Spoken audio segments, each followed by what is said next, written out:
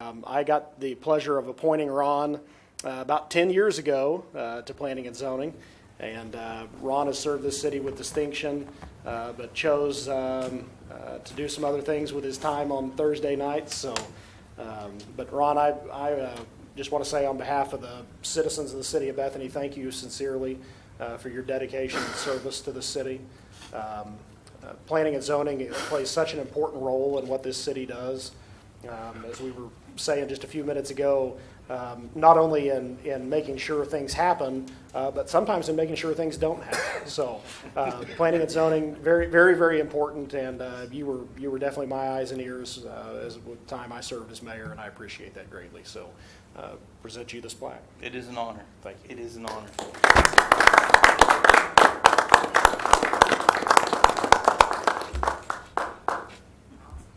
Excellent, excellent. May I say a few words? The floor is yours. All right. Thank you, Mr. Mayor, Brian, friend. Receiving this award, I can literally say was a group effort because everyone that was sits before me in this entire room helped add a little bit for this reward. I miss my time not being here on Thursdays, but I've kind of caught up on some things in life that I need to get done and kind of went forward with some of my health too, which is improved, and we're still going forward with it, I can say happily. But mainly I want to thank everyone here for your support and your guidance. And I'd like to, before I leave right now, shake everybody's hand, and then I'll sit down. If that'd be okay, Mr. Chairman. That'd be fine. All right, excellent.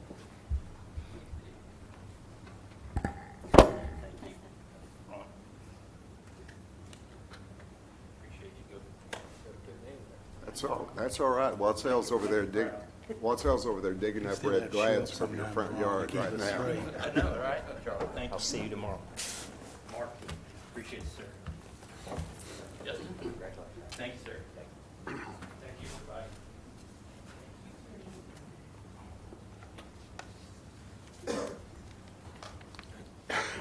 The most important. And thank you again for your service. I would like to call the City of Bethany Planning and Zoning Commission meeting to order for June 1st, 2017. I will give our invocation. Please pray. Heavenly Father, we thank you for the blessings you have bestowed upon us. We thank you for the recovery and return of Commissioner Sayer. Help us to be proper stewards for the citizens of Bethany regarding the matters set before this commission tonight. In Jesus' name we ask this. Amen.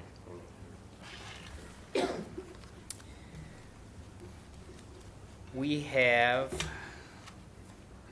the approval of our minutes for May 4, 2017. Are there any comments or is there any discussion?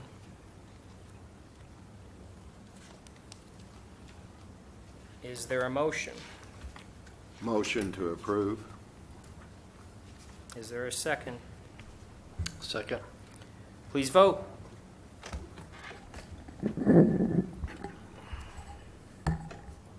Thank you.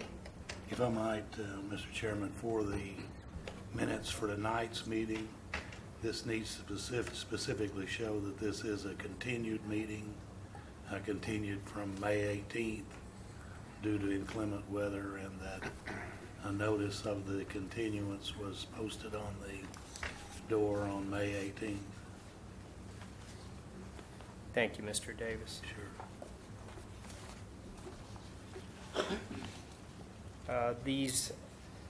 Some of these are public matters tonight, and the Planning and Zoning Commission is an recommending body to the City Council. The City Council can adopt, reject, or modify any recommendation from this commission. There are 4 items on our agenda tonight. 1706, 1702, 1707, and 1708. Mr. Caton, is there a particular order you'd like to take these? I believe it's their only agenda that suits me.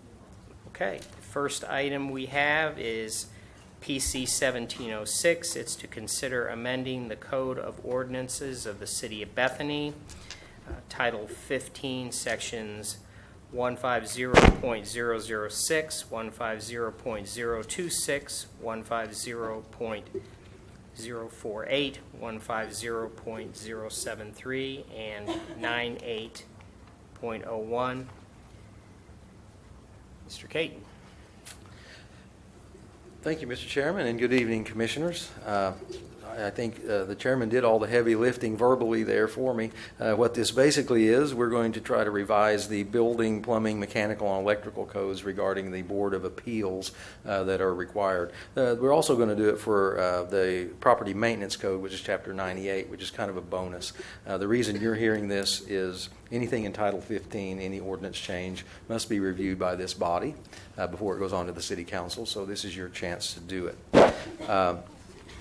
The various model codes that the city has adopted, they all contain provisions for appeal of building code officials or inspectors' decisions. They spell out the general powers and duties and qualifications of the Board of Appeals members. The city staff is suggesting that it's most logical and efficient to just make the Board of Adjustment the appeals board for all of the model codes. The Building Code and Property Maintenance Code use fairly general language about the Board of Appeals shall consist of members who are qualified by experience and training. The National Electric Code offers no guidance on the appeals board. And then the Plumbing and Mechanical Code are much more specific about member qualifications.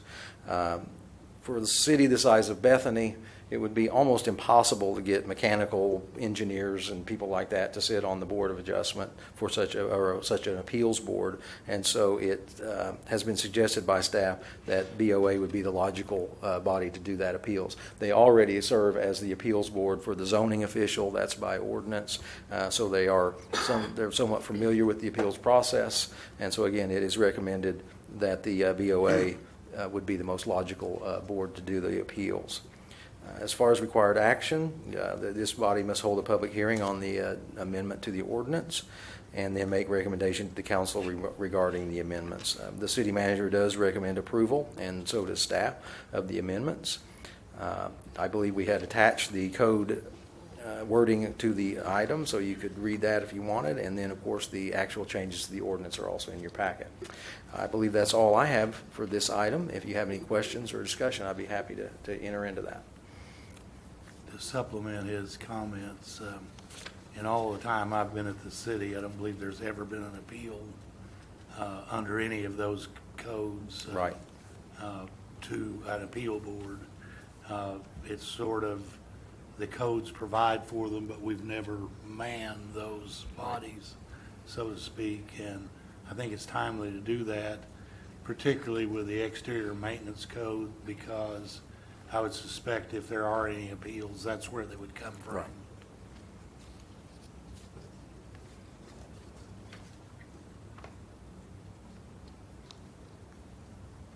Are there any questions for Mr. Caton or Mr. Davis? Thank you, sir. Is there any discussion? This is a public hearing. Is there anyone here that would like to be heard on this item? Seeing none, is there any other discussion? Is there a motion?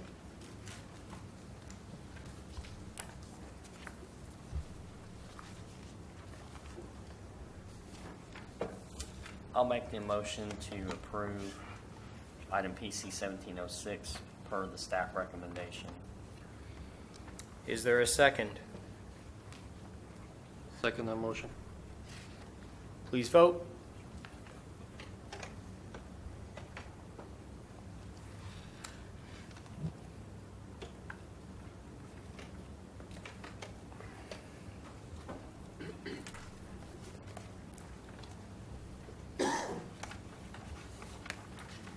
The second item on our agenda is PC 1702.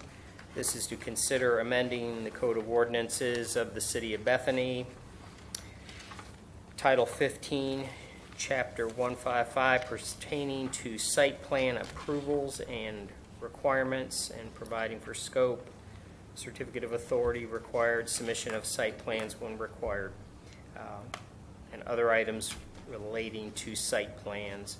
Mr. Caton?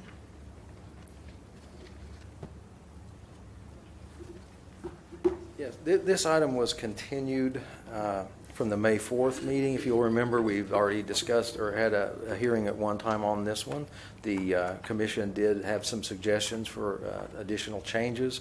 I believe those changes have been implemented into the current version of the ordinance. Just to summarize, this is an amendment to the staff site plan ordinance. It has some changes and just cleanup wording, mainly changing to current titles like Community Development Director instead of City Planner. We've changed the word from registered to licensed when dealing with licensed or design professionals like surveyors and engineers and architects.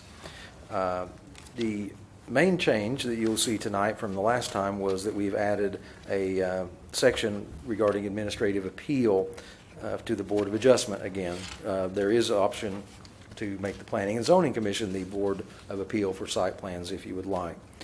And that would be something you would need to do in a motion if you wanted to go that way. The remainder of the ordinance is unchanged from the previous version, again, of May 4th. The Section 155.04C has been amended to remove the council approval authority and provide a new appeal process involving the BOA or the Planning and Zoning Commission. The appeal process as written, Mr. Davis has made it where it is not to apply for a waiver to any of the conditions of the site plan approval. This is a little bit different than before. This is not a waiver process. This is just an appeal process where the applicant can appeal if the director is alleged to be erroneous, unreasonable, arbitrary, or capricious. It's not designed to say, you don't have to give us additional right-of-way. That's not what the appeal process is. The appeal is if you want to claim that I am misinterpreting what the right-of-way is or what it should be, you can make that if I've made a mistake or if I'm just picking on someone, that can be appealed. But whether or not you have to give the right-of-way is not it's not a waiver that you're being asked for. Specifically, the rules of decision for an appeal are the action appealed shall be presumed to be, or the action appealed from shall be presumed to be reasonable and correct. The presumption can only be overcome by showing that the action of the director is arbitrary, capricious, or unreasonable. The party challenging the decision bears the burden of overcoming the presumption of validity. And in the appeal process, the board shall not question the wisdom of the director's decision. And if the director's decision is fairly debatable, it should be upheld. And the decision of the board on the appeal shall be final. Again, this is a public hearing item continued from the previous meeting. If an approval recommendation is made, the commission should designate an appeal body, BOA or P&Z. Staff and the city manager recommend approval of the ordinance amendments. I believe that's all I have. Mr. Davis can obviously talk about the legal contents of the ordinance itself, and especially the appeal. That's about all I have. If you have any questions, I'd be happy to entertain them. Are there any questions for Mr. Caton? Page 22 of our packet, the appeal of decision of Community Development Director, where it talks about filing a written appeal to the Board of Adjustment, alternate Planning and Zoning Commission. Go back over that again, if you will, what the logic is there, why we have the two choices. Mr. Davis, would you like to address that? I don't think it was clear at your last meeting which you preferred, and I just showed that to say that both of those are options. My preference would be the Board of Adjustment, simply because they're more accustomed to dealing with appeal issues, and also from a legal standpoint, there's a lot of interpretive case law regarding Board of Adjustment decisions, which would be valuable if you were challenged. So that would be my recommendation, but certainly you could bring it back to you if that's where you feel it should be reviewed, so.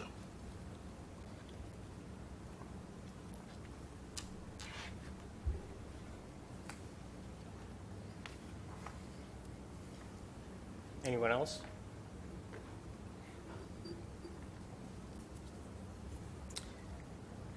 This is a public hearing, I believe. Is there anyone from the public who wishes to be heard regarding this matter?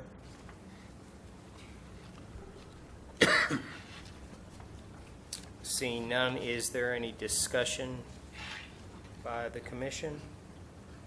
I should add something very important. The city manager has requested this item be heard by the city council at the September 5th meeting and not the normal progression. There are, just for your information, there are some site plans in the pipe right now that need to be finished before this would go into effect, that they got started under the old rules, and we would like to give them a chance to finish. That's the logic behind that. So if you'd see fit to make that part of a motion, that would be advisable. Okay. You said September 5th? I think that's on the agenda. Yeah, September 5. Thank you.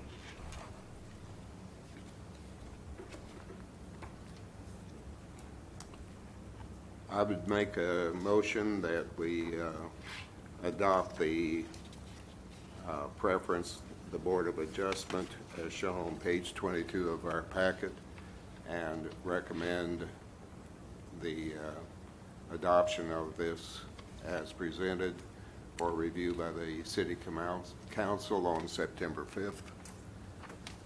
Before you make your motion, I Surely. did have a comment I wanted to raise.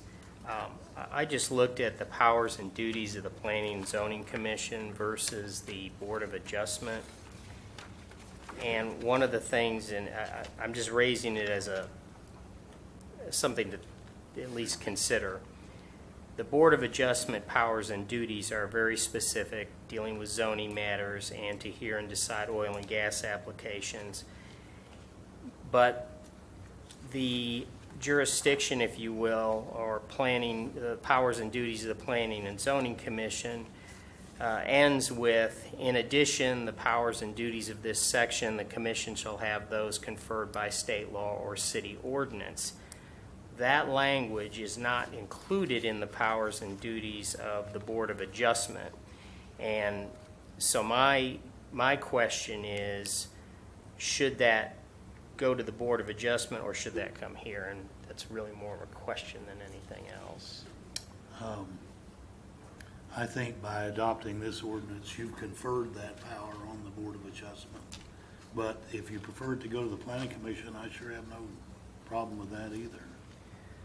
I think it's defensible either way. Would the case law decisions that you were referring to on a Board of Adjustment, would those be applicable by reference or analogy to? Not as closely related, because all of those decisions have to do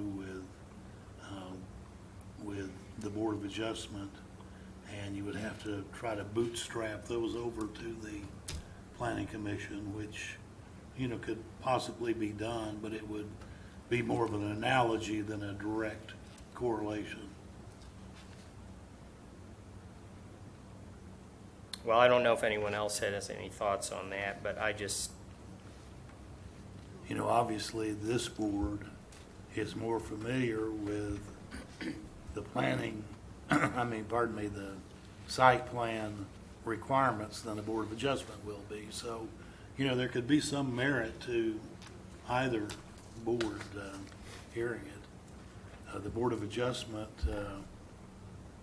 is not accustomed to dealing with site plans like this body has been. well, and that was another aspect of my thought, is this is something that we've been doing in the past before it went to the City Council. And I think it's a pretty strict appeal, if the way I read it, meaning that, they have to show that the city didn't do something, that the applicant or appellee in that situation could point out to us and say, here's a specific thing in the, Well, I don't have any strong recommendation one way or the other. That's why I showed both alternates. well, I would prefer it come to us, but I'll leave that up to Mr. Carlson. He's making the, I will amend my motion to reflect that it come to planning and zoning instead of Board of Adjustment. is there a second?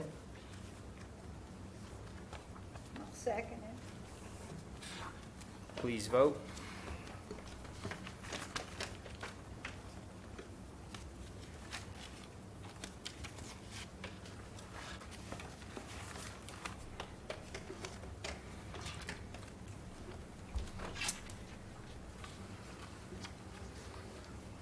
And to repeat, that item will be heard by the City Council on September 5th, 2017. The third item on our agenda is PC 1707.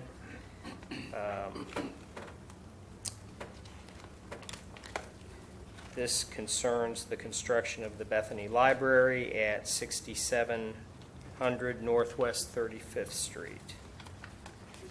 Regarding location design. Mr. Caton? Yes, this item is required by Section 159.072 of the City of Bethany Code of Ordinances that the following matters shall be submitted to the Commission for investigation, report, review, or recommendation before any action is taken by the council. Big, long list, but one of them is the location and design of any public building. I'm sure you all know that the library project is moving along, and so this is the ordinance required review, investigation, recommendation, and all those other things that the council or the commission is supposed to do before any action is taken by the council. Mr. Todd Olberding is here. Mr. Olberding is a city employee that's been charged with one task, and that's making sure the library project stays on schedule, on budget, and all those other wonderful things. He knows everything library, so it is my pleasure to turn this agenda item over to Mr. Olberding. He's the one that put it together, and he certainly can answer any questions you might have. Todd? Thank you. I hope I can live up to that introduction. Welcome, sir. Thank you. Having not done this before, I'm not actually sure of the process and what your expectations are. We have put together some information that you have before you. I have that information available on a PowerPoint here so we can take a look at that. If the thought was to just kind of maybe walk you through the project, just kind of take a look at it to see what it looks like, unless you have some specific questions with regard to the staff report. There's a couple of items on there, but I don't know that there's a lot to Well, why don't review you with that. proceed as you're comfortable, and Okay. then if we have questions, we're generally You'll not too you'll stop me. I bashful. appreciate that.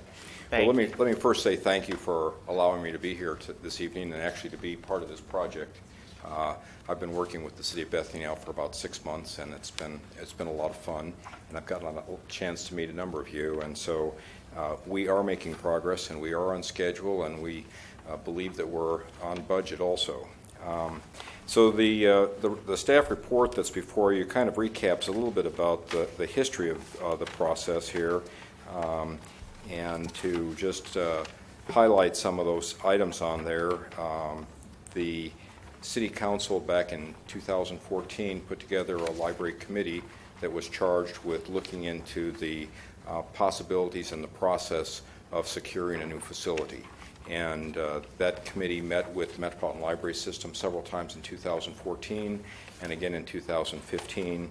And in March of 2015, after the group had issued an RFQ for architects to submit qualification statements, we had 10 architects submit statements. Of those 10 architects, we actually interviewed 4 of those. The City of Bethany ranked those 4 architects in terms of priority of who they thought was the best fit for both Bethany and for the project. And Dewberry was selected, and a contract was awarded to them in August to actually do the preliminary work associated with the bond process, which provides the funding for the library. If I'm talking too much, you can, okay. No, you're fine. Okay. So as you may know, the bond passed with flying colors. It's really something for Bethany to be proud of. I think it was 74% was the vote supporting the bond election, and I think that speaks very highly for Bethany and where they believe their priorities are.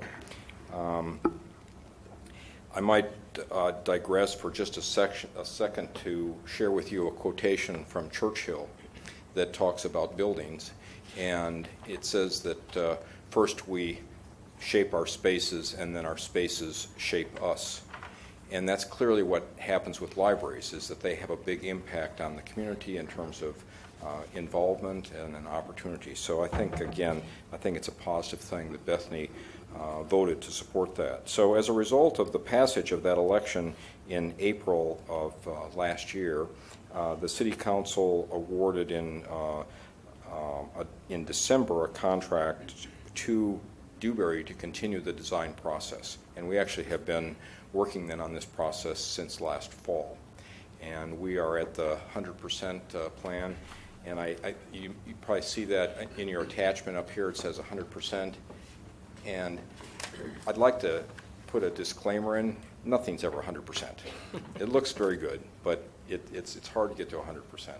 But we have been working very diligently on it, and we're very excited about the possibilities of your approval and your recommendation to City Council, and for City Council's approval next Tuesday to go out for bid. And bids will be are to be turned in on July 6th, and depending on how things go, the award would be either the 18th of July or the 25th of July, depending on how things come out. So, and I think you probably all know that the most exciting part about this is that there's a groundbreaking ceremony on the 12th of August. So we all get out there playing the dirt. So if you would like, I'm going to cheat a little bit here because I'm not sure that I can do this without having access to my computer here. So you have on your handouts there copies of all of these drawings that I've provided, and actually there's about 5 or 6 of these that I have included in your package just to provide an overview of the library and what it looks like and what you can expect to see out there over the next several months. This first image here that's on the screen, it's on page 1 of your it's attachment C of your handout there, is really a rendering of the outside of the library. And this is actually looking from 35th Street looking south. And so if you'll see over here on the left-hand side, and what it depends, I think I'm going to do is try and use my cursor on my laptop because that puts that dot on both screens simultaneously, and it's kind of hard to take a laser pointer and get it to hit both of them at the same time. So if I can just kind of share with you this, over here would be on the east side of the building. The pond is actually kind of right in the background here where you see this tree, and so this window looks into the children's programming space.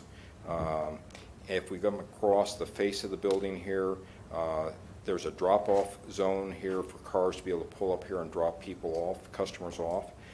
The windows behind it are actually looking into the children's portion of the library, which is about 4,500 square feet. Back over here, in kind of below this, what we have been referring to as the spline here in these windows, this is actually the front entrance to the library. And so you'll be entering into the library basically through this door right here, kind of in the center of the building.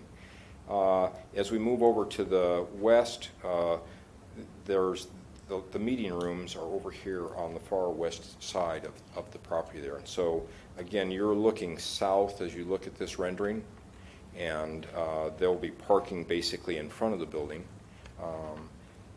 And so I think that I can, unless there's any questions on this, I'll go on to the next slide. And we can always come back also.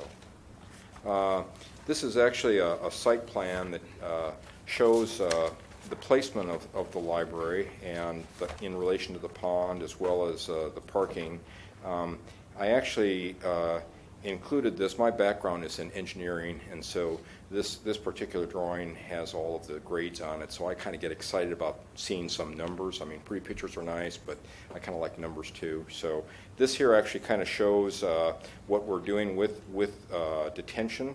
To the library is right here, this area that I'm trying to circle here with my cursor here. This is the new library. The existing library actually sits directly north of this. There's actually the north face of the new library, okay, is about 10 feet south of the south face of the existing library. So we're just kind of shifting back, and by moving it further to the south, it allows us to move the parking from the west side all along the north side of the library and to put the front door closer to more of the parking. So one of the things that happens, of course, is that we create some water runoff issues, and so to the south of the library is an area here which is really an overflow or an expanded area for the detention pond. It will be grass 99% of the time. It'll fill up with water under heavy rain conditions and then drain out to the north through your overflow piping that runs out of the north end of the existing pond.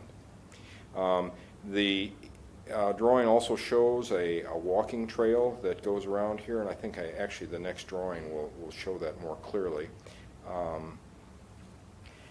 We've worked to save as many of the existing trees as we can, but we are going to be taking down some nice trees, and that's just unfortunately part of the process of construction. And you can't save them all, but I think we've done our due diligence to save what we can, and to actually there's some there that need some TLC to kind of improve their looks also, and so we've got that included in our contract.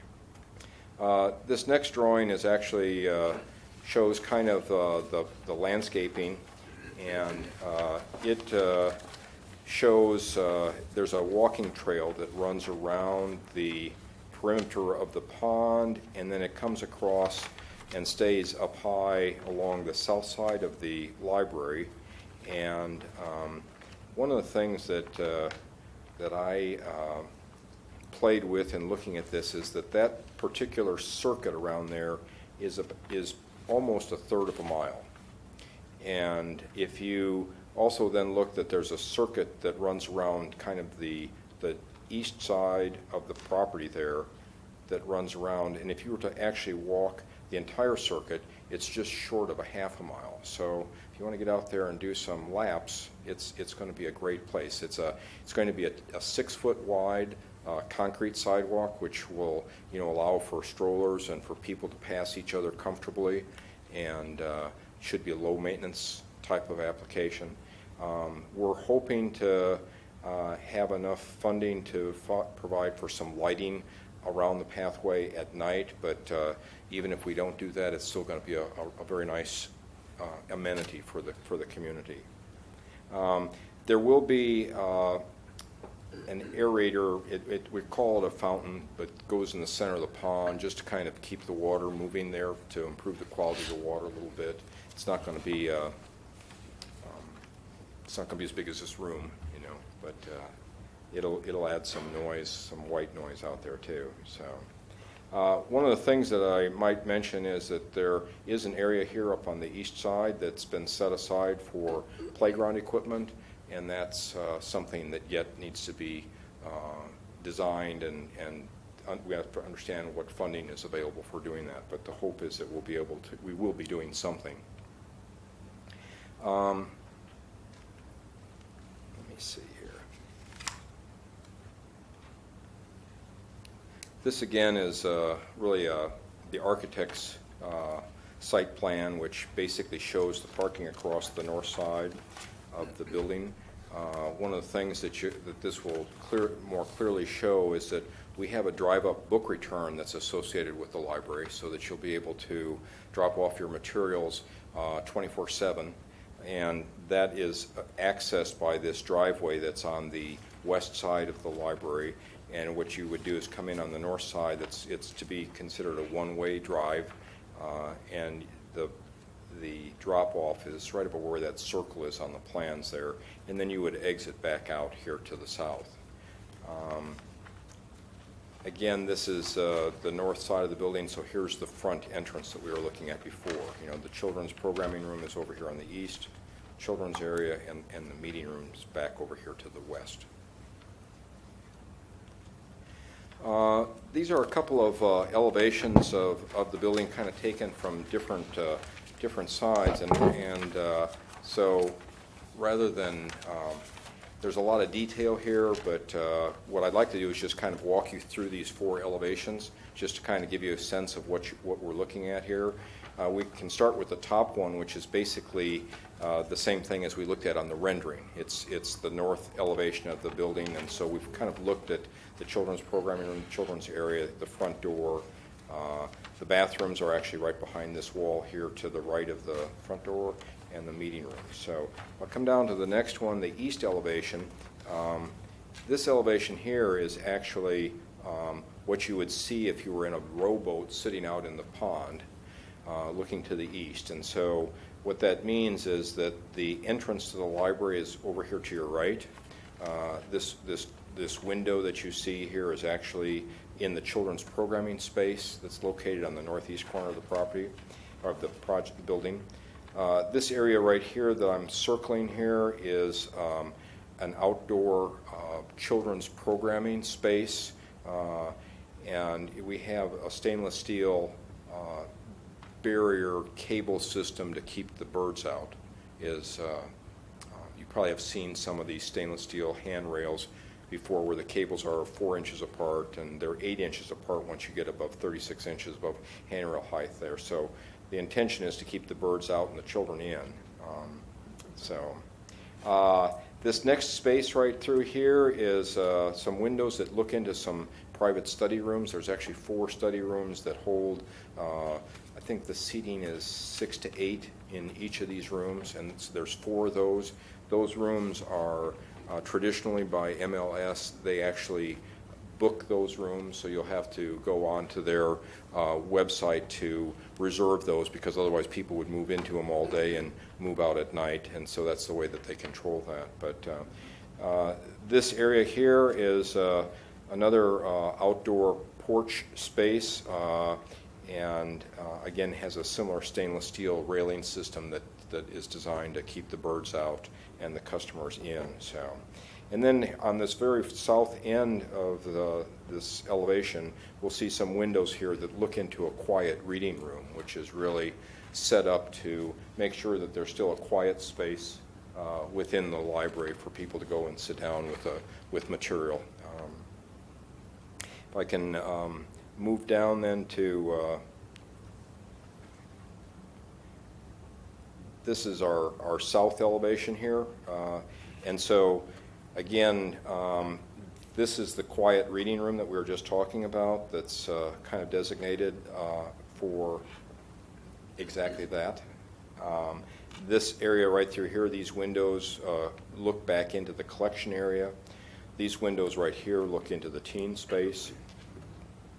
This brick wall is actually the wall that is the south wall of the staff workspace, and so this window that you see here will be the staff break room, will be just inside that window there. And then if we can look at this last elevation, which is the west elevation here, again what happens is on the south end, on the right hand side of this elevation, is kind of the pond would be in the background here. The overflow pond would be right to the right of this. As you come to the north here, or to your left on this elevation, you'll see that there's a door right there, which is really the employee entrance door. The libraries traditionally, like a lot of businesses, have a first in, last out door, because that's where everything is set from, and so all of the controls for turning on lights in the building, setting security systems are all set at this door, and this is where all of the deliveries will be made for materials. As we continue to the left there, you'll see some windows there that look into the workroom space. And then right further to your left there, about the center of this elevation, you'll see these the drive-up book return devices shown in that brick wall. The windows there look into the meeting room. This is meeting room from those book returns all the way to the north there. And again, takes us to we're back to the north end of the building there. So these other drawings here are really kind of some sections through the building. You know, again, I haven't seen anybody fall asleep yet, so, and my jokes aren't very good, so you're doing good, you're doing great. Appreciate it. So this is a section that's kind of cut through the building, and so if you were to take a knife and drop it through the building about the 2/3 point to the south of the building. So what you'll see on the left-hand side is the staff workroom and the break rooms. You'll see the staff lockers are located right there in that elevation. You'll see a storage room. And then as you come back to the right there, you'll see some windows that are associated with the children's space. And we have some pretty high ceilings in here, and that's one reason I wanted to share this with you, just because it's going to be a very open and I think well lit. All of the lighting fixtures are LED fixtures, and they're programmable to the extent of being able to adjust what those needs are. This is a section that's actually taken then taking again the knife and dropping it through the building on a north-south plane. And so over here to your right-hand side is really basically the front door. So this to my right and your left, I guess, is basically the front door. That's the north side of the building. And so you would come through the lobby. The children's space would, these rectangular shapes that I'm circling right here are some windows that allow for you to see into the children's space as you walk into the library. It doesn't provide for, you can't stick your hand into the children's space, but you can kind of see the activity that's ongoing. And then as you go to the south here, this is kind of the large collection area there. So this is actually a floor plan, and of course I think this is probably one of the most exciting things because it really does kind of show what we're trying to do. And this is actually a furniture plan that's somewhat preliminary. It's pretty, I'd say it's probably about 75% correct at this point. So again, what happens is you come in the front door. Where my cursor is here at the top of the screen is basically the north side of the building, and these would be the front doors. These front doors are shown as swinging doors, and they have to show that for code because they have to be breakaway, but they actually will be automatic electric operated sliding doors at all three of these locations that provides a windbreak, an air gap to protect and keep this conditioned space sealed. This area right through here then is really kind of a lobby space that at this particular place you can either go back here to the public restrooms or you would go over here to the meeting rooms. There's also a conference room here that seats about 16 people.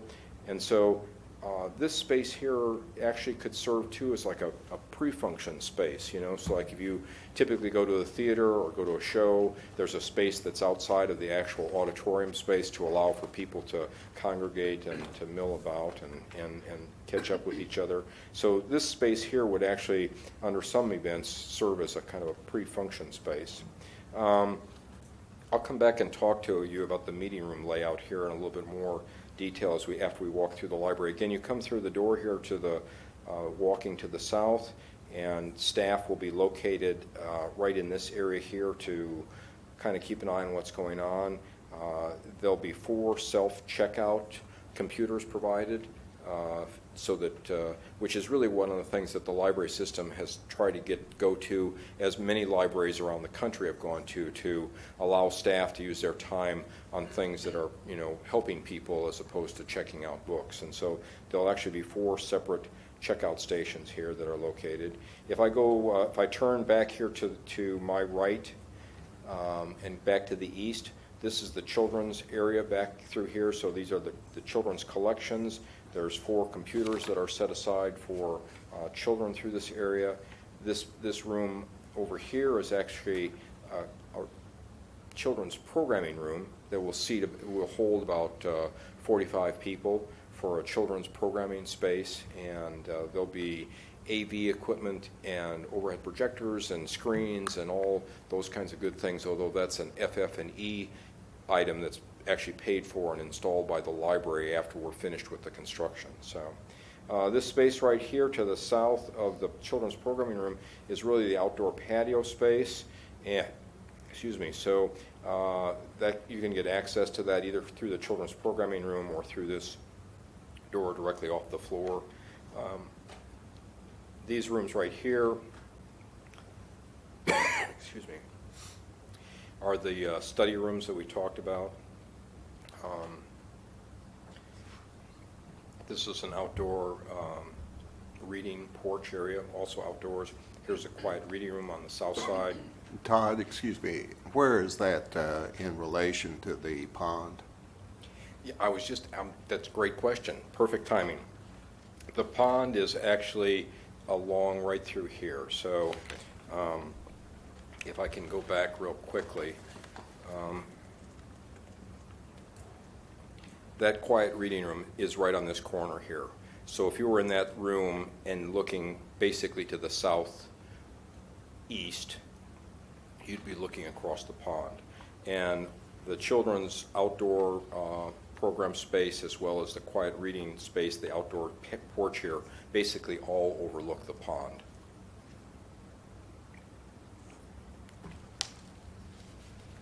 Does that help?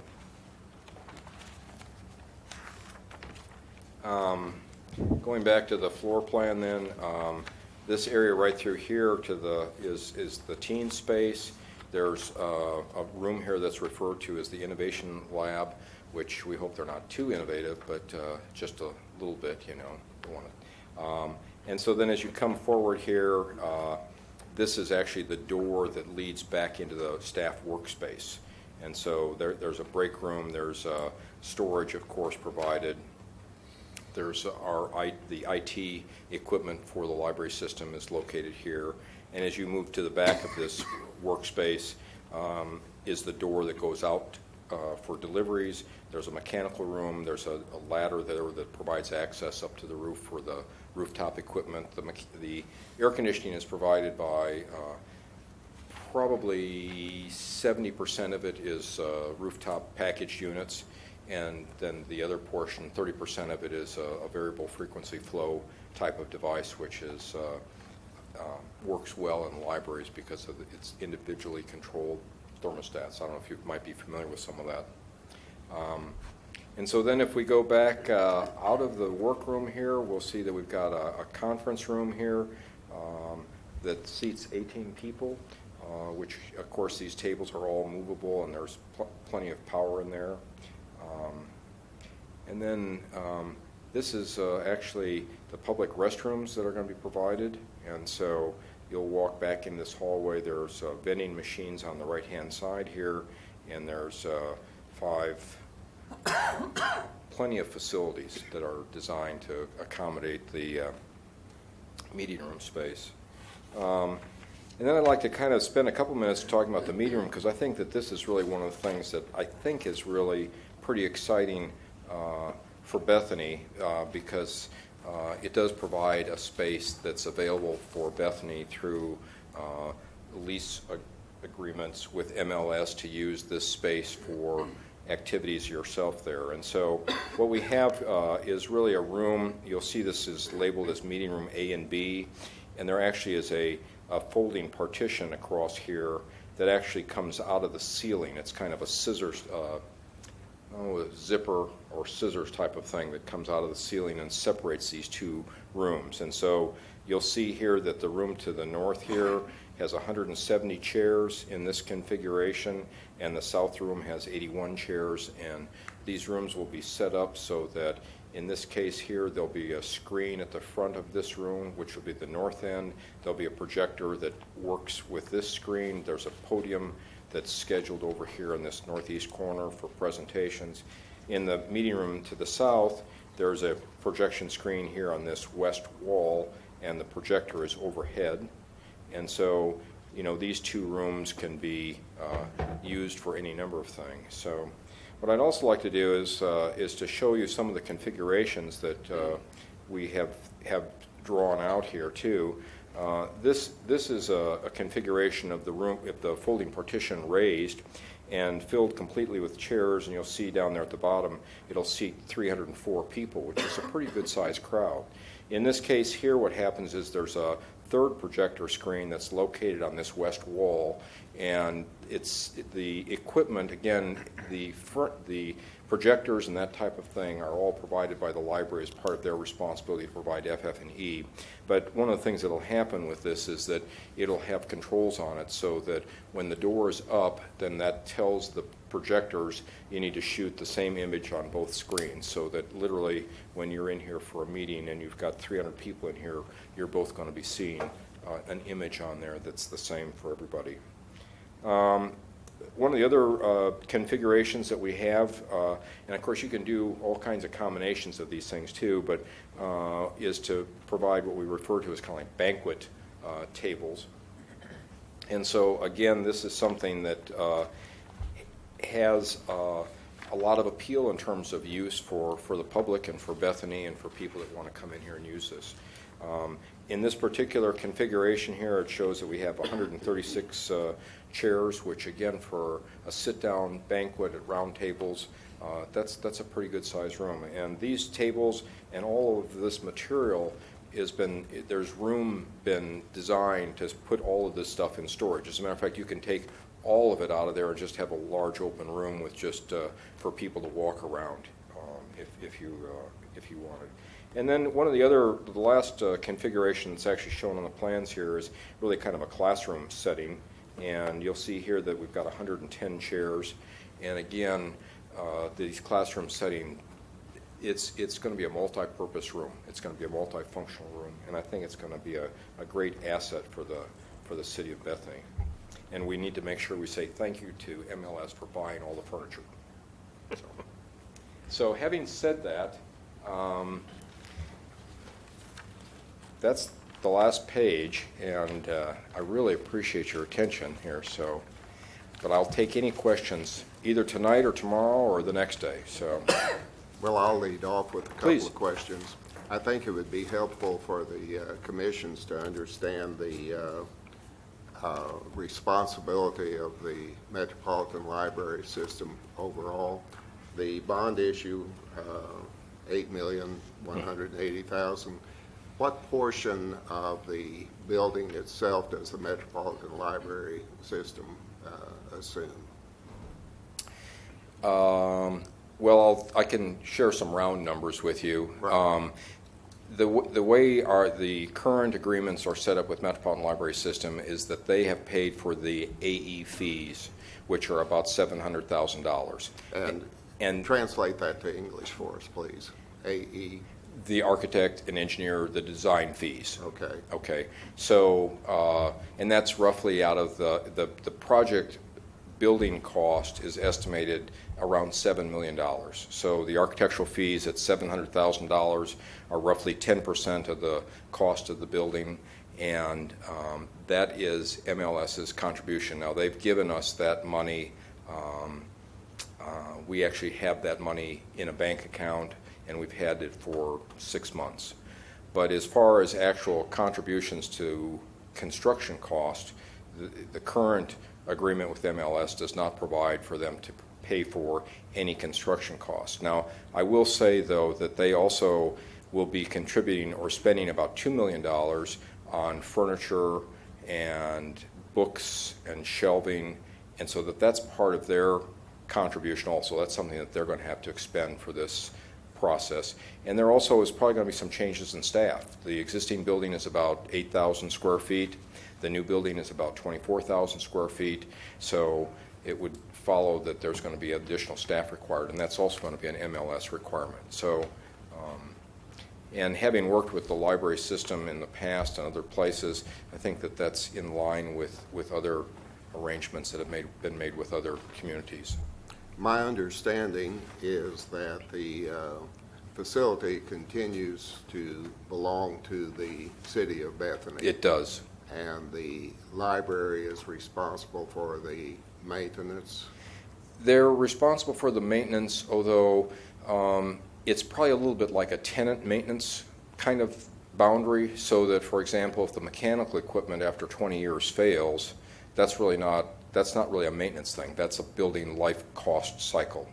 Okay, so MLS is not responsible for all maintenance requirements for the project. It still is your building, but for the most part, most of the maintenance costs will be absorbed by MLS. All right. Earlier this year at a library commissioners meeting over at Belle Isle, I believe it was, Mr. Tim Rogers, your Director. director of the Metropolitan Library System, had an agenda item. It was sort of like a trial balloon, and it referenced some of the initial cost estimates that were coming in, and it was, as I say, in my mind, a trial balloon. There were two suggestions that were offered as alternatives. One was substituting an asphalt shingle roof instead of a standing seam. The other one was a stucco product instead of brick on the exterior to save approximately, if I remember correctly, $250,000, $350,000 in case there was the initial estimates coming in proved to be true. And the question of the commissioners was trying to get a feel for whether or not they would be willing to kick in additional monies toward the actual construction. And my take on the response was that the response from the commissioners generally was less than lukewarm. There was discussion that I believe the Choctaw Library had gone over budget significantly, the downtown library, because of strikes or other items way out of anybody's control, and probably design issues that are still going on. Right. Was something like $2 million or more, $3 million. They had some real problems down. Right. So that created a concern to me about how close we were on coming in on budget. And of course, it's pretty much a roll of the dice what is going to come in, because it depends on how hungry your bidders are and everything else. But I've heard you mention funding in your presentation almost as a side issue. But at the very onset of your presentation, you said you felt comfortable that we were coming in. I do. I hope I can address all of the issues that you've mentioned there. If I missed something, please ask me to go back and look at it. Don't worry. The first thing is to talk with you about the asphalt shingles. That was nixed. We're not going to do that. Okay, I mean, the asphalt shingles are something that are an inferior product over the life of the building, and so that's not in the drawings at this point, okay? The stucco on the outside of the building is also something that was not done. Our most recent estimates that were completed on the 95% drawings, which were issued before this 100% set, basically showed that we were right on budget, that what the contractor and the thing that gave us hope was that we had some issues with the first estimator. We spent a lot of time kind of going back and forth trying to, no, that's FF&E, that doesn't belong in here. And so we went back and forth, and the comfort level with the first estimator was really not satisfactory. And so what ended up happening is that Dewberry went and hired a separate estimator to do the 95% estimate. They did not give him a copy of the earlier estimates. They gave him a set of the drawings, and as I say, the estimate came in right at budget. And so I'm very, I feel pretty good about where we're at with the thing. Now, as you have mentioned, and I think you understand, is we have to see what the market's like. I think that we're going to draw a lot of people to bid this. I would expect 10 bids. It's a $7 million job. It's a nice sized project. It's a one-story steel frame. It's not real complicated. The mechanical systems are relatively simple. So I think that we're going to get a lot of play on it. But we'll see what happens. And if it turns out we're over budget, well, then we'll have to take a step back and figure out what we're going to do. You used another acronym there, FFE? Furniture, fixtures, and equipment. Thank you. Okay. So if I can also then kind of piggyback on your comments about MLS and whether or not they would be willing to support the library, I think that that's an option that's on the table, because I think that they recognize that the quality of the project is going to dictate what their maintenance costs are going to be over the next 30 years. And so we're going to be optimistic that things are going to come in on budget, but that's one of the situations that might be one of the options that we have to go back to the library system and say, hey, are you willing to contribute some additional dollars to the project? Well, the two particular items that were identified, of course, the discussion at that point was the library is responsible for the maintenance of these items. Right. So in the long run, it might be better to kick in $300,000 up front rather than have a recurring expense that goes on for 20, 50 years, whatever the lifespan of the structure might be. Right. And I think that that's part of the sell.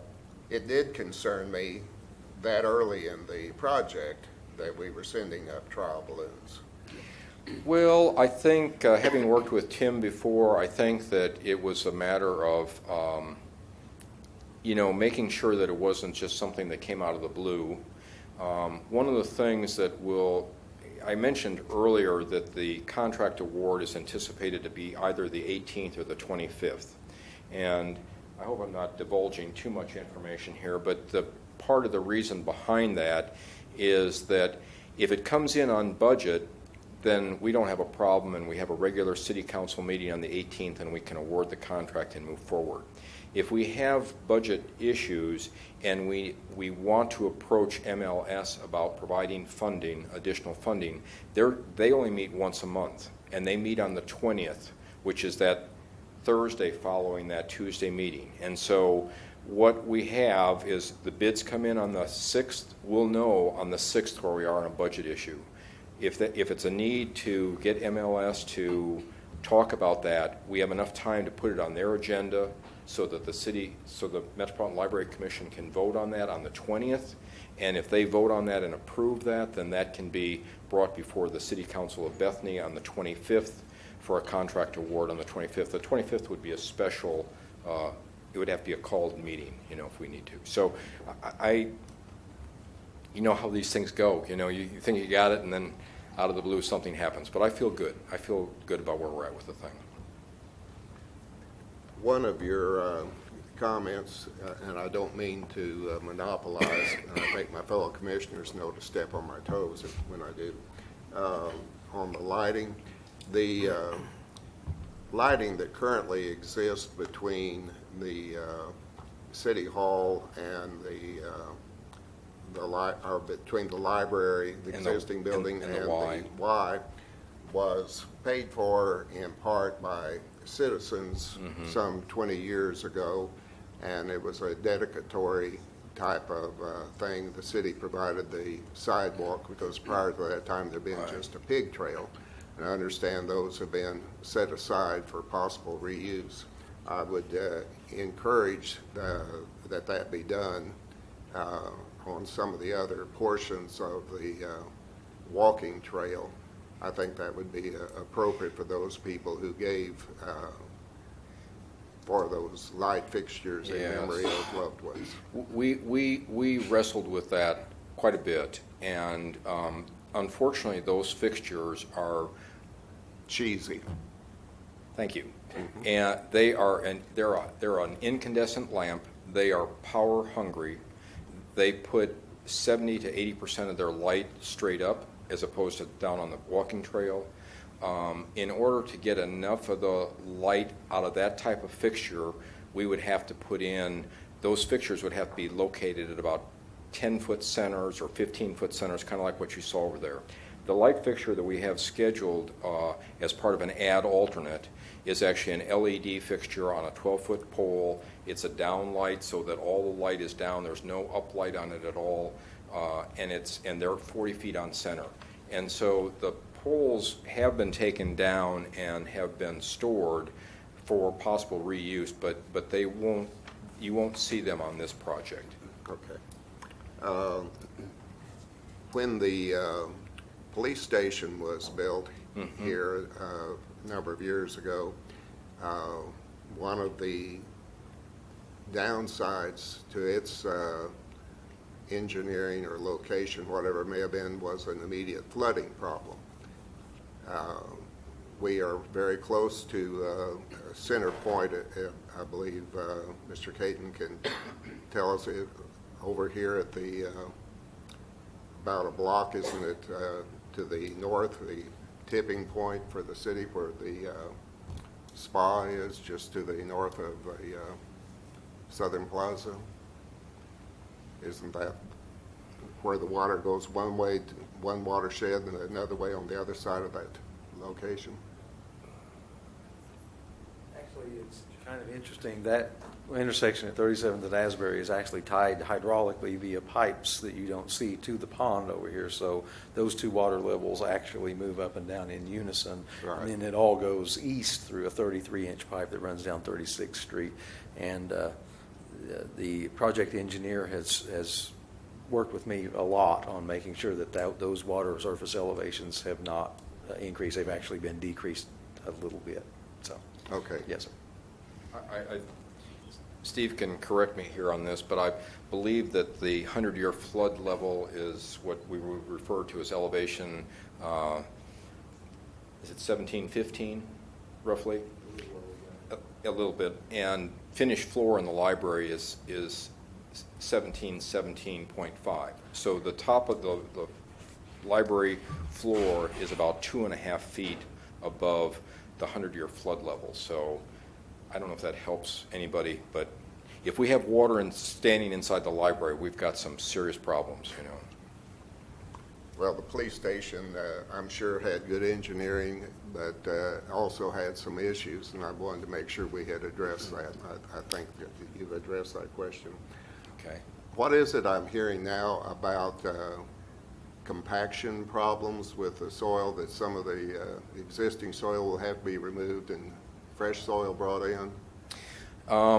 We did soil borings. Dewberry Architects actually did soil borings as part of their first contract to kind of understand what we have out there as the condition of the existing soil. And as you may know, in soil analysis, they have lots of different descriptions to talk about the different types of soil that they run across. And what we found is there is a layer that varies in thickness and varies in location that goes from anywhere from a foot thick to 3 feet thick. It might even approach 5 feet thick of what is referred to as very loose or loose material.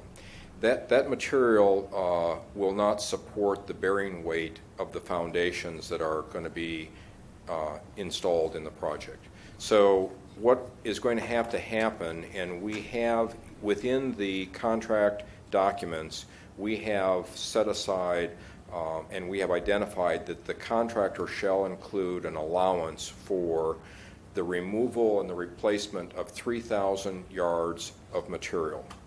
And that determination of what will need to be removed will be done by Terracon, who will have an engineer on site that will be paid for by the City of Bethany. We will be awarding a contract to Terracon here in the next couple of weeks. They're the ones that did the original soils report. They will be on site to watch what happens with the excavation. And so they will help identify that. And we believe that the 3,000 yards that we have in the project, which is probably roughly worth, I'd say maybe $75,000, just kind of as a ballpark number, that money is going to be in the bid. It's in our current estimates. As a matter of fact, our current estimate is based on 4,000 yards, but we have done some additional testing out there, and so we feel comfortable reducing that allowance to 3,000 yards. So I'm like, we got to do this right. And so I appreciate your thoughts on that too. Well, my exposure has come from selling property at different times for people with different uses. When Albertsons bought property, they went in and did boring. Right. When a Barron Exploration came in, they didn't care because they were doing a fill of packed gravel that could virtually float on anything. Right. And then self-storage buildings are light, it's not an issue. Right. And a library, I would think, would be a very heavy structure, just It with is. its contents plus Yes. the structure itself. So I was concerned how that was addressed. Yeah, we've looked at that. If you're interested in having a number in the back of your mind, I know many of you are engineers, library floor loading is 150 pounds per square foot live load. A typical office building is 30 to 50 pounds. This building across the street here is probably 30 pounds a square foot. So a library is 5 times the loading. So that's exactly, you're right on target there. It's what it's sitting on is important to make sure you get it solid. Fellow commissioners, I apologize for monopolizing. No, I personally found it interesting, so. I'd like to add to Gilbert's, go back to the lighting, which. Yes. It's good to hear that it's LED energy efficiency. Is this building going to be qualify for any type of LEED credits? No. Okay. I think the jury's out on LEED. I was with the library system when we built the Northwest Library, and that's a LEED certified library. I think it was one of the first libraries in the state of Oklahoma that was done. You pay a lot of money for that plaque, and it really, you can get more bang for your buck making sure that your engineer specifies energy efficient equipment and energy efficient light fixtures rather than spending it on having a bunch of people come there and walk around and look at it and say, here's your plaque. So I'm not a big proponent of LEED. I think that philosophically, I think it's going to be a little bit like ADA bathrooms. I think 10 years from now, we're not even going to talk about LEED because it's going to make so much sense to do it right the first time. Yeah. I guess we'll continue on with lighting here. Please. But first, I want to That's say important. I'm excited because I have young children. In fact, I was at the library last night with my boy. He seems to get a book about every 3 days, so he's Good. They're all Appreciate stoked about that. the library. Start them reading early. That's Just kind of going back on lighting, one comment that you made, I just want to make sure I heard it, was like some of the exterior lighting, like around the pond and around this other area, that is not a done deal? Is it optional, or what's? the lighting Because I that guess is. I'm looking at page 4 of 7, so if I look at the architectural site plan, you have all these light posts all Yes. around the walking area.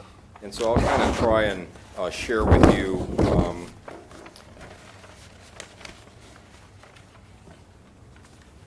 the way the lease agreement has been set up with the Metropolitan Library System.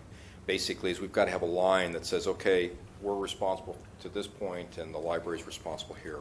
So what we have done is that line is basically the south wall of the library coming across through here and kind of coming across through this parking lot. And it runs up the east wall of the library, and then it comes up to the north here, and it's at the back of the curb, and then goes north out to 35th Street. So all of the exterior lighting that's in this area that's part of the MLS lease agreement is lighting that will be provided for under contract. That's a done deal. Now, I can also share with you that it's not finalized in terms of its design because the library system really prefers to work with OG&E to use their lighting because MLS doesn't want to have a boom truck come out here and repair light poles.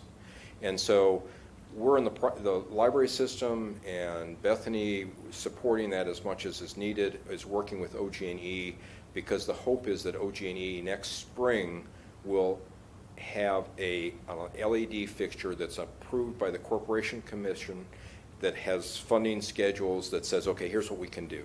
And so the base bid includes the light pole bases are being done by the contractor. The light pole that sits on top of it is actually furnished and installed by OG&E. Now that just really kind of complicates your question a little bit, but basically the area that I described, all of the lighting that's part of the MLS lease is part of base bid. That'll be taken care of. So the lighting that I referred to that has not been funded yet because we don't know if we can afford it, is the lighting that would run around this walking trail. So if you can look at my cursor here, there's lighting that runs, there's poles that run around the side here, there's poles that run up back through here. Those light fixtures are the 12-foot LED fixture that I referred to that's not currently in the project. Now they are in the project as an add alternate, if you're familiar with that terminology, so that on bid day, if it turns out that we've got enough money to pay for that, then we'll go ahead and do it. If it turns out that we can't afford it today, but we can afford it 5 years from now, there's no foul. You know, we can go out there and still do that. Okay, that's how I interpreted your comments here. So I guess maybe just further discussion. Is this area considered like a public park? Part of it is. Okay, so how do we, because what public parks are what open till 10 or whatever, Well- how does that work with safety and all that other stuff and providing lighting for? Well, really, what's a public park is designated by the city. Okay.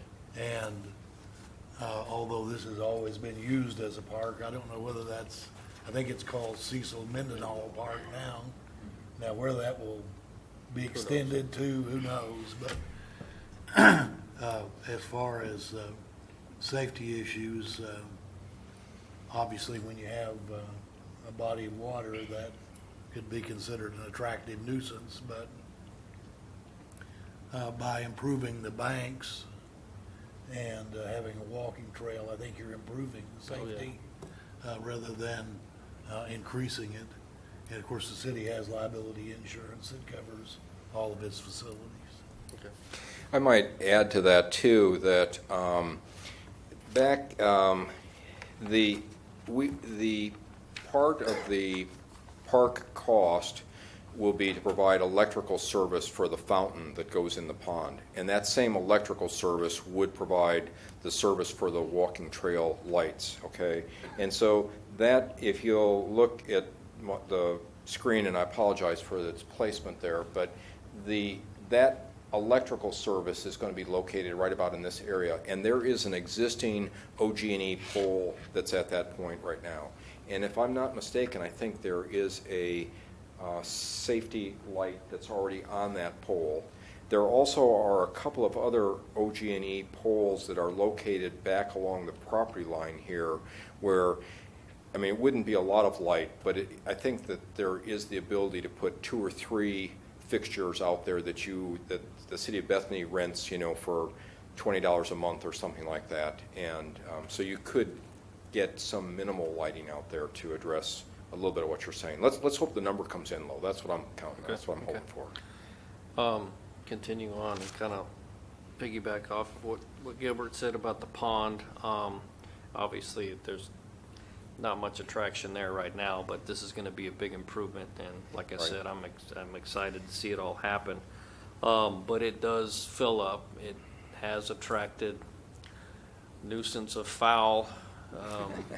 How do you put that lightly? Anyway, I know I see some things in here that's okay, don't feed the birds and all this kind of deal, and that's maybe a delicate subject with PETA and all those different things there. But is there plans in general to try to keep that One of the way- things. I mean, I know it's down the road, but Well, we're conscious of that, and the design team has been very conscious of that. And we've looked at a number of different processes to humanely control the placement of the birds. And where we stand right now and the way the project is going to be bid, and this drawing here kind of shows it, is that our research, that's fair, indicates that if you grow tall grass around a pond, that birds will not walk out of the pond up onto the ground because they can't see for sure what's there. So our hope is that we probably will still see birds land in the water, but what we're expecting and hoping for is that they're going to fly out of there and go someplace else. And I don't know that I'm taking any bets on this, but that's the hope. There's a gentleman who has a company here in town whose business is getting rid of birds. He goes to Chicago, New York, gets rid of pigeons, geese, all kinds of ways, and he doesn't kill them. There are things you can spray that will repel them that are harmless apparently, and so there are ways to move them on. Right. Probably some people wouldn't be in favor of that, but some would.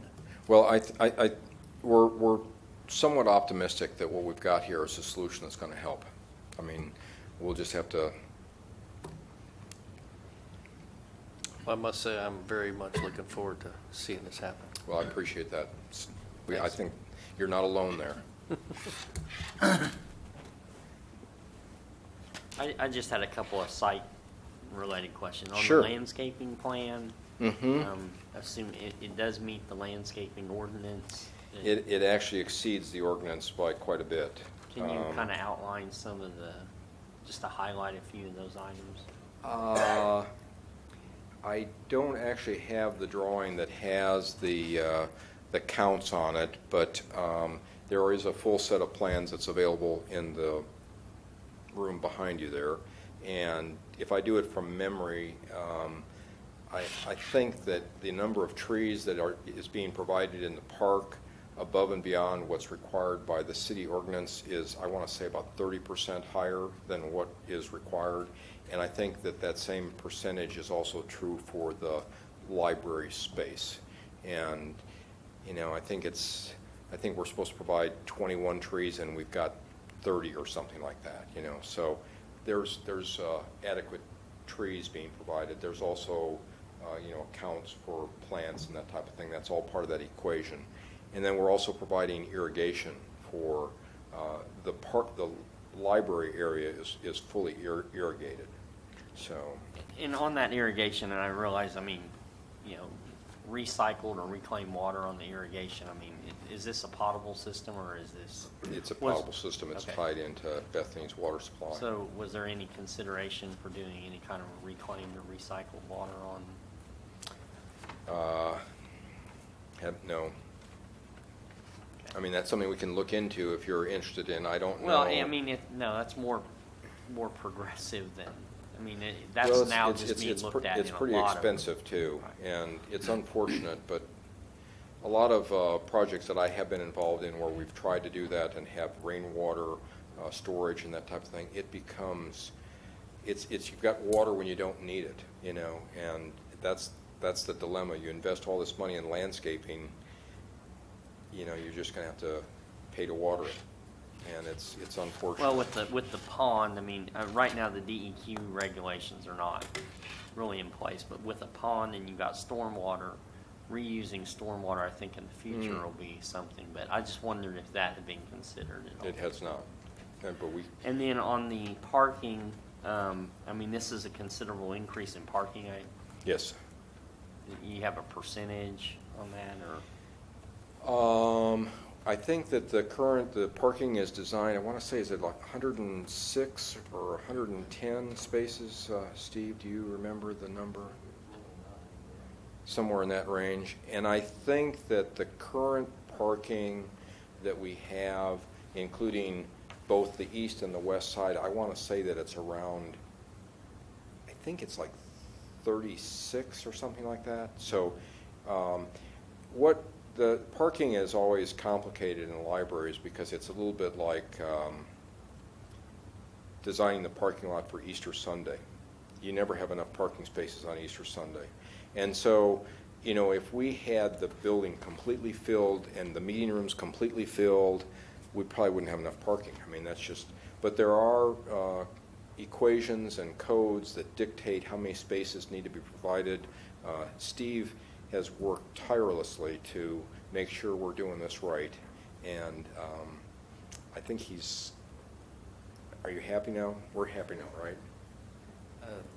Your ordinance actually spells out the parking requirements for a library, and it breaks out, it's based on the areas of the library that are used for assembly use. That's assembly by this definition, not necessarily building code assembly. Those aren't the same thing. And I believe they came in 2 spaces more than our ordinance would require on what they've laid out. So I can't speak whether it's going to work on Easter Sunday as taught, but it does meet the current ordinance requirement. And then the last question is related to the playground, the future playground area. Right. Is that area, as far as, you know, the drainage considerations, does any playground area equipment added, does that affect any storage or consideration of the drainage study, or was that? No, because it's quite high there. I mean, we're, I'm going to say offhand, the elevation up there must be 17, 20, 22 maybe. I could, something like that. So we're like 7 feet above floodplain, so everything flows to the pond. And so whatever we do with the park equipment won't have an impact on that issue. Okay, very good. I just wanted to bring up some site related for the commission. So. Okay. I have a quick question on the children's area, and I believe maybe it was the porch. You said there's a stainless steel type screening to keep birds, animals out of the area. Can you just give me some kind of a description so that I have a better idea of what that is? Well, you might be familiar with handrail design. There's a requirement that says basically you can't pass a 4-inch diameter ball between your vertical uprights. Mm-hmm. And so in this case here, what we have is a, I don't know, I haven't looked at the last drawing on it, but the diameter of this stainless steel cable is going to be anywhere from 1/8 of an inch to, say, 1/4 of an inch in diameter. And these cables are spaced at 4 inches or 3.9 inches on center apart so that we comply with that. That cable is held taut so that it doesn't move. And so is it like a cargo net, so to speak? Is that the it would be kind kind of like design? a cargo net. You probably have seen A north, south, east, west crisscross? No, it just, in this case here, it's just vertical. It's just vertical. Okay. So it's attached at the floor level, and then there's at the 36-inch rail height is where it stops. And you probably, if you start looking around in a lot of airports, you'll see this type of a handrail system used. In some cases, you'll see the cables actually running horizontally is more common, because it's a little bit cheaper to run it that direction horizontally, and it allows for you to see through it, and that's why people like it. And it's no maintenance; you don't have to clean the glass, you know. So what happens is we have these stainless steel cables come up from the floor level up to about 36 inches to the rail height, and from that point on up to the ceiling, they continue at 8 inches on center, because we no longer have the 4-inch code requirement for people passing through it. And so by putting them at 8 inches apart, we open up the view a little bit, but we have got strict instructions that there's no birds allowed out there that are less than 8 inches wide, so they can't get in there. So. Okay, thank you for that description. That was good. Any other questions? I guess just one other question. Apologize. Go ahead. Okay, so on the existing pond, I guess back to the pond. Right. And I think I've seen it probably at least 3 or 4 times since I've lived here. that when it floods, it's all the way out to 36th Street. Yes. Is that, I mean, obviously if it does that again, which it will, that's gonna take out, what, the third of the parking lot? Is that I mean, or is there a system in place to help retain that better, or? Steve, what we need to do is actually look at the grades here. And that's why we got this drawing in here with the grades shown, okay? So if I can blow this up a little bit. This line right here is 1315, right across here. And so that is the 100-year plain, the 100-year flood line. So in answer to your question, when we have a 100-year flood, this parking lot is still going to flood. Okay.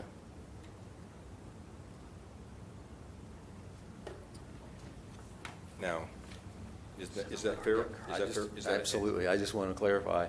They are going to lower they're going to do the grading. It's not going to get worse. It's going to get better, but it's going to get better by about that much. Excellent. So wherever it's getting wet now, it's going to continue to get wet. Okay. Yeah. I think we actually lowered it with like 0.2 of an inch or something like that. 2/200 of a foot. 2/2 of a foot, right. Those of you who have been in this area after heavy rains, sometimes this street out here is impassable, 35th Right, Street. It's way over the curb. right.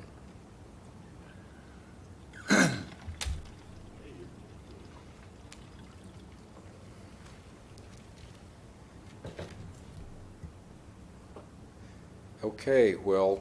Thank you very much. I think that the action that we're asking for is, A motion to recommend the approval of the location and design of the library. exactly. No. I don't believe it is, sir. Are there any discussions among the commissioners? Any comments?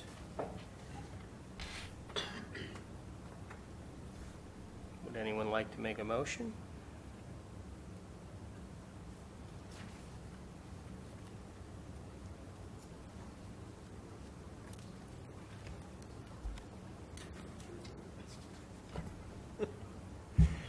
Okay, I'll make a motion that we approve the recommendation for location design of the library as noted. Is there a second? I'll second. Please vote.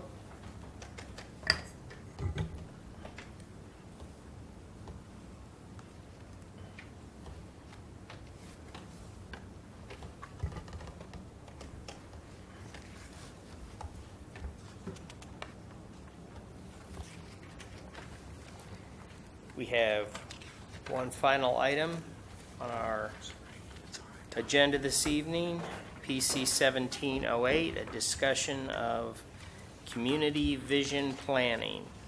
This has been proposed by Commissioner Long. And that'll be my role, is to introduce the Community Vision Planning Initiative.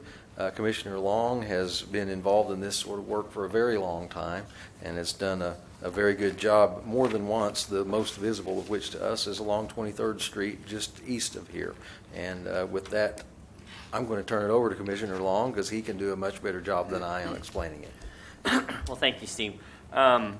So during the 2030 Bethany Comprehensive Plan development process, there were several critical corridors, areas, possibly you could call them districts, that were identified as part of critical components to the future growth and development of Bethany. In that plan, it was recommended that these be studied further and develop action items in order for the city of Bethany to accomplish those goals in the comprehensive plan. In an effort to do that, it's proposed that after conversations with the community development director, the city manager, Mayor Westmoreland, Councilman Palmer, that we look at trying to initiate that through the Planning and Zoning Commission. The idea is that the Planning and Zoning Commission is a policy-making body and would be ideal to lead this effort. It would focus these on the highest priority corridors, areas, or districts that are within the city. And this initiative will be able to develop public policy concepts that will be the building blocks for future ordinance updates, zoning changes, capital improvement program, operation and maintenance, and redevelopment plans. Now, it's important to note that vision planning is not a detailed level of engineering, planning, analysis. It will take public input and try to identify key strategies. And this could be a way for the city staff to be able to jumpstart a process, to be able to go out and look for further consulting needs that need to happen, further funding needs that need to happen.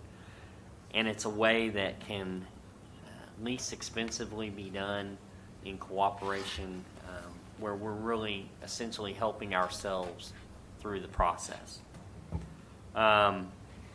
We've identified a few areas to start with. This by no means is the only ones that are out there. It's not everything that was identified in the comprehensive plan, but we're suggesting that we can gain public input and support for future city initiative in the targeted areas of the Bethany District neighborhood, the Northwest 23rd Street corridor from the east city limit line to Council Road, or approximately to the city limit line to the west, and then the Rockwell Avenue corridor, Wiley Post Airport area, which could encompass the 50th Street corridor and the area and the properties in and around that, possibly up to the 39th Street area in the airport improvement area.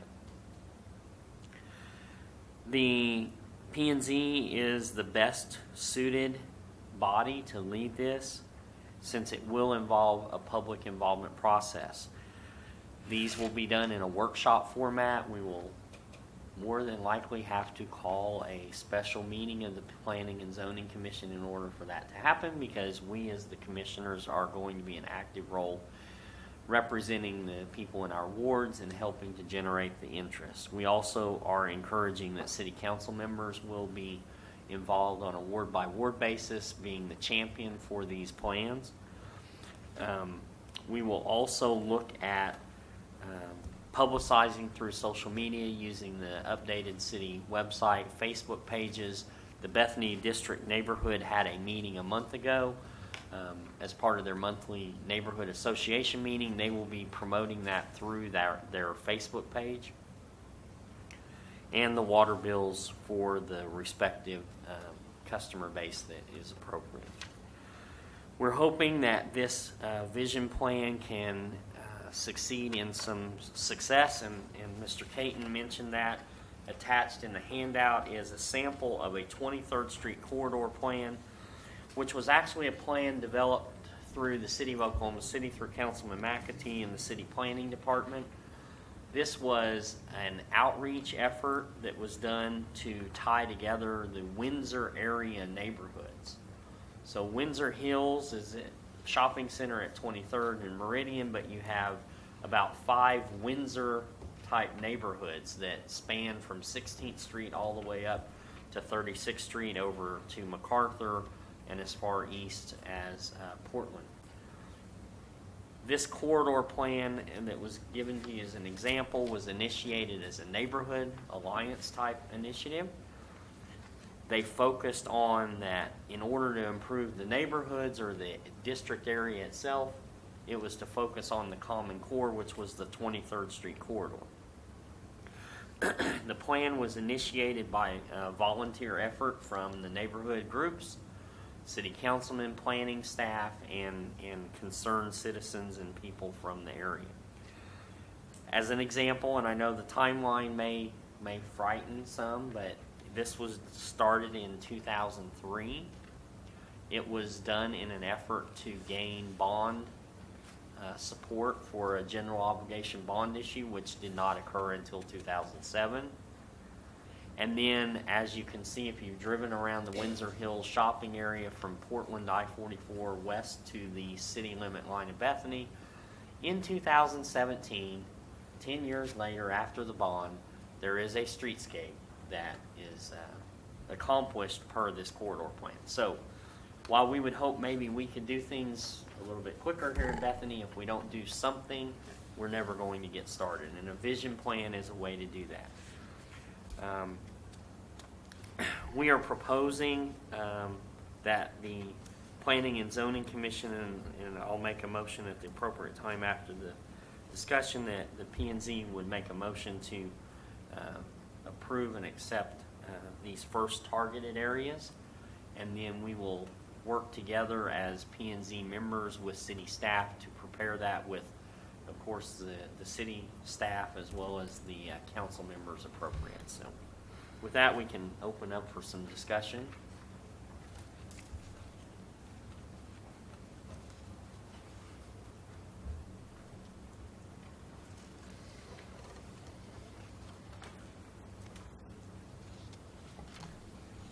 Mark, I would offer you kudos for coming up with this innovative suggestion and taking the initiative. I was glancing through some of the attached materials and found a factoid I wasn't aware of. Trees spaced together can affect traffic speed. Trees closer together encourage motorists to drive slower. So I've already gained some valuable insight. Well, and I want to really, I don't want to take the credit necessarily for this. Mayor Westmoreland, Councilman Steve Palmer, and the city manager were looking for ways this could happen, and I think the Planning and Zoning Commission, this is an endeavor that will be a lot of work, but it's something that we can do as commissioners that will help further the process, especially as we move forward with consultants for the code ordinance upgrades. This can provide the necessary public involvement that could probably save some of the funds for that consultant in that project.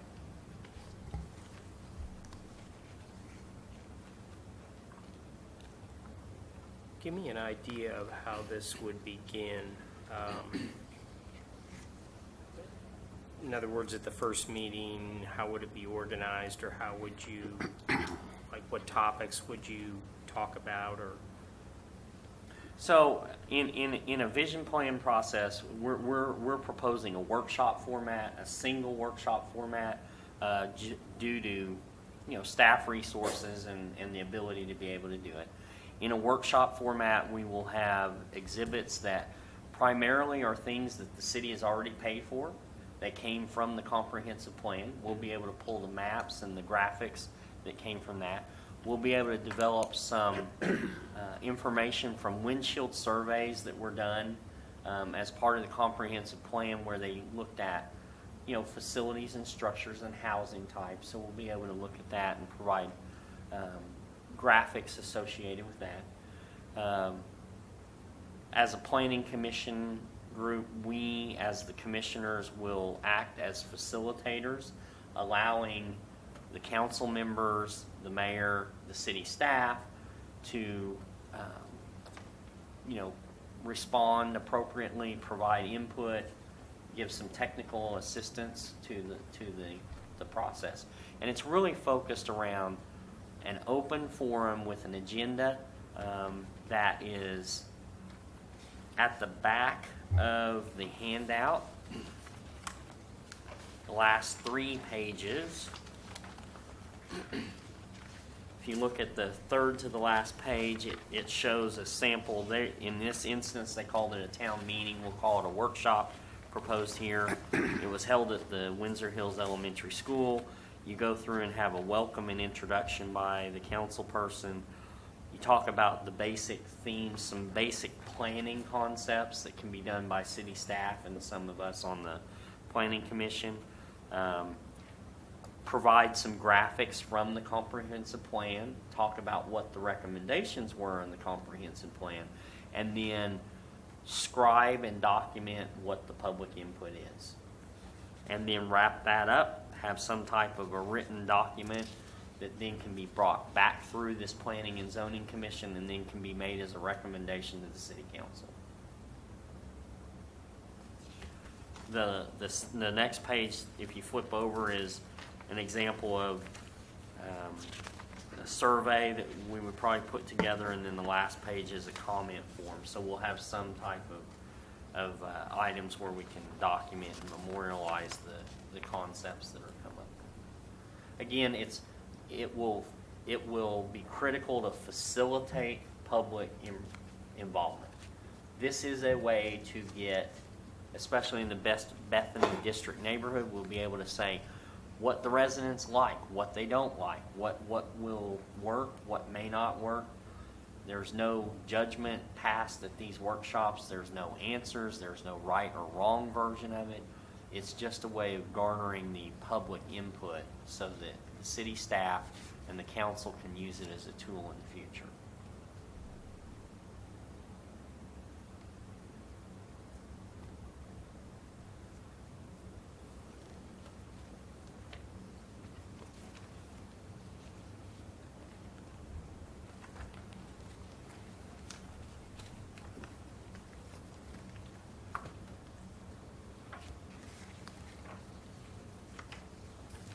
Mr. Chair, Yes, sir.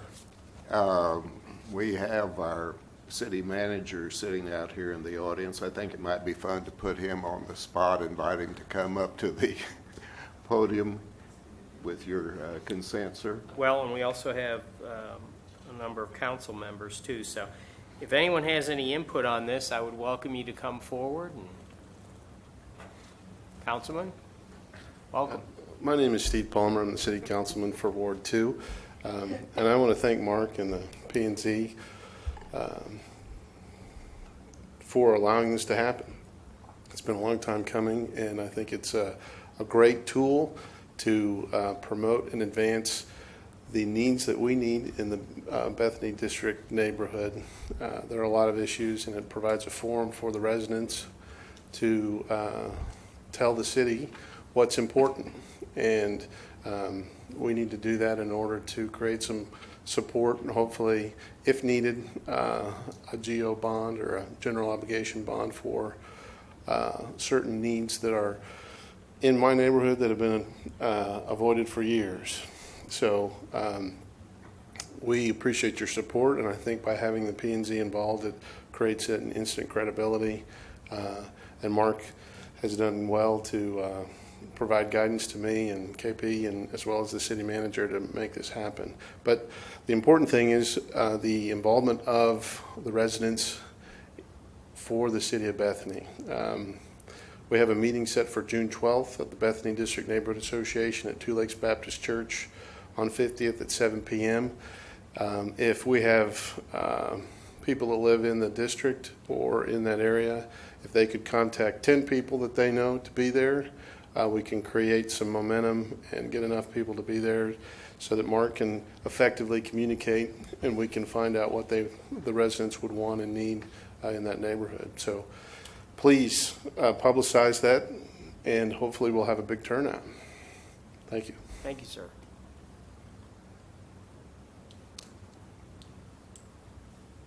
Mr. Cox, welcome. Thank you. Thank you very much for the invitation to step up front. I appreciate it. I've been watching this meeting. It's been very impressive, and I appreciate the job that you all do. Todd looked back at me a couple of times as if to prompt me to come up, but he did a great job, and you can probably see why we have so much confidence in him and in this library project because of the heavy lifting that he does for this, and we really appreciate it, Todd. I would offer a couple comments to you on this particular matter, maybe from a little different angle, and I'm probably catching you a little off guard, Mark, and I apologize for that. But from the standpoint of community participation, I'm just thrilled with where we are right now and the direction that we're going. You're probably aware, we're launching a number of new initiatives right now. We have implemented a new arts and culture initiative, a board actually, and that group has met. We have implemented a cemetery advisory task force. They have had their first meeting. We also have implemented a new Parks, Recreation, and Tree Board. They were meeting as you all were probably coming in today. I was attending that meeting as well. And on top of that, we have a new Bethany Economic Development Authority that hopefully will be appointed this coming Tuesday. And we have yet another board, a Charter Review Committee, that has been appointed and is approaching their first meeting. And on top of all those, we have yet another committee that has formed, and that is a Brands and Logo Committee. And all of these different efforts have been wonderful thus far because of just the energy alone that exists attending those meetings. It's really exciting. People are excited to be involved in the community. I appreciate the standpoint, again, that you all are playing in this involvement, but now we're getting all these other people involved. And this is one more area where going out and meeting with neighborhoods and meeting in smaller groups, not the whole town, having a town hall meeting, I think that would be counterproductive because you have so many different, not only agendas, but groups and situations. So I think the neighborhood tact is absolutely appropriate for this. And the part that I was going to throw on you that's a little bit new that didn't occur to me when we were when you first invited me to meet and discuss this, and I thought it was a great idea from the get-go. But I might throw out too that we might consider inviting to those meetings some members of our new branding and logo committee. They're very excited to get involved in the community, to plug themselves into different things going on. And they even mentioned about, well, maybe we ought to be out visiting with the folks on 23rd Street. I did share with them, well, we have this other initiative or idea that's getting ready to spring up. So I think if, with your permission, and if this is approved and moved forward, that maybe we share that with them as well and invite those folks to that meeting. But overall, I think this is a wonderful idea, and I think it's great. And if you are so inclined to avail yourselves to do this, I think Bethany wins. Bethany wins from this. I'll stand for any questions you might have of me. Thank you. Thank you. Anyone else?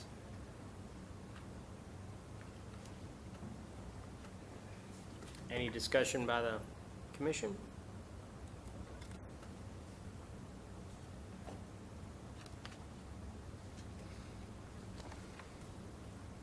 Well, I'll make the motion in that we would consider the implementation of the P&Z Commission initiating vision planning process for the targeted areas of the Bethany District neighborhood, the Northwest 23rd Street corridor area, and the Rockwell Avenue Wiley Post area. Is there a second?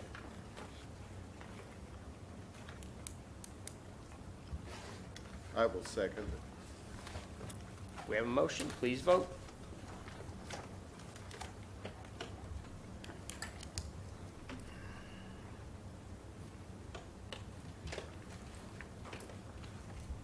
Thank you.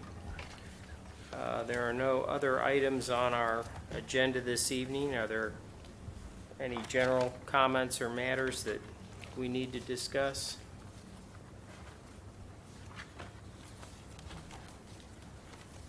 I'd like to thank everyone in attendance, our council members and our city manager. And we did have some members of the public, but then they left, so. If there's nothing else before us, is there a motion to adjourn? I would make that motion after welcoming our young lady at the end of the horseshoe back with us. It's good to have you. Make the motion to adjourn. Is there a second? Second. Please vote.